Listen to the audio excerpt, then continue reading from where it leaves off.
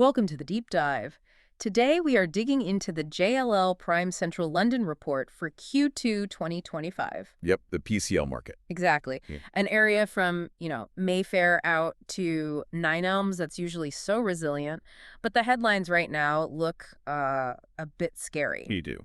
So our mission today is to get past that initial shock and find what's actually going on in the data. And there's a real tension at the heart of this report, isn't there? What do you mean? Well, the report says the market is facing challenging conditions, which is obvious enough.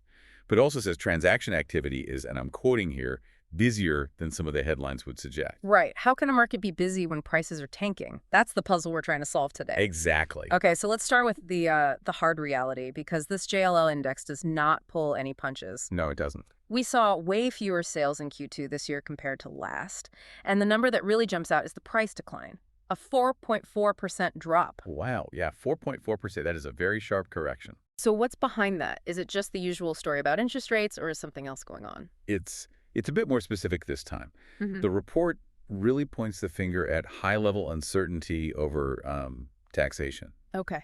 Yeah, specifically around changes that could impact people with non-domiciled status and, other wealthy UK nationals. For anyone listening, non-dom status is basically a tax treatment for people whose permanent home is outside the UK. Right. And any threat to that, real or perceived, makes those global high net worth buyers, Yeah. well, they just pull back, they freeze. And that hits the very top of the market hard. So that regulatory risk is aimed at the biggest spenders, and that just trickles down. It absolutely does. And we're seeing it cool off rental growth, too, which adds another layer of pressure for investors. But let's go back to that idea of the market being busier. I mean, that sounds like spin when sales volumes are falling. It does, but it's a critical point. So who is saying it's busier? Is it just agents talking, or is it actual completed sales? It's the capacity for deals to happen.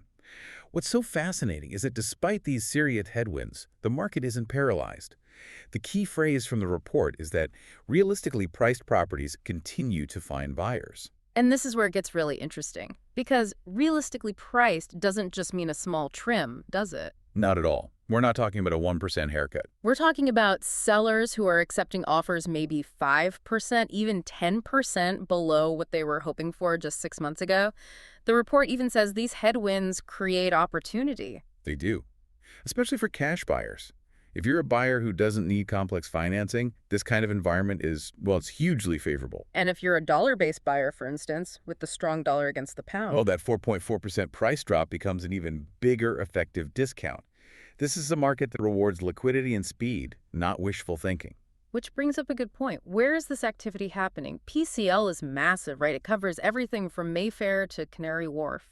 It's a great question.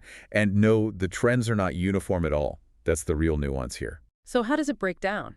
Well, in a place like Mayfair, where owner-occupier sentiment is dominant, you see a lot more caution. But in newer, investment-driven areas like Nine Elms, the deals can happen much faster. As long as the price is right? As long as the price reflects the current investor yields. The definition of realistic changes postcode by postcode, but the principle is the same. So to boil it all down for you listening, the big takeaway from the JLL report for Q2 seems to be this critical balance. I think so. You've got this significant price deflation driven by these high-level tax worries, but coexisting with that is a market that is still functioning, where sellers who adjust their expectations are absolutely getting sales done. It's a market for the informed and probably for the cash-rich buyer. Definitely. And, that leaves me with a final provocative thought for you to consider. Go on. The report mentions other big changes on the horizon, like the full implementation of the Renters' Rights Act in November 2025. So the question is, how much of this Q2 uncertainty is already baked into the market's expectation? You're asking if we've hit the floor on prices. Exactly. Have we hit the floor? Or does that November legislation introduce a whole new layer of friction that could push prices even lower the next few quarters? That's the puzzle for the rest of the year.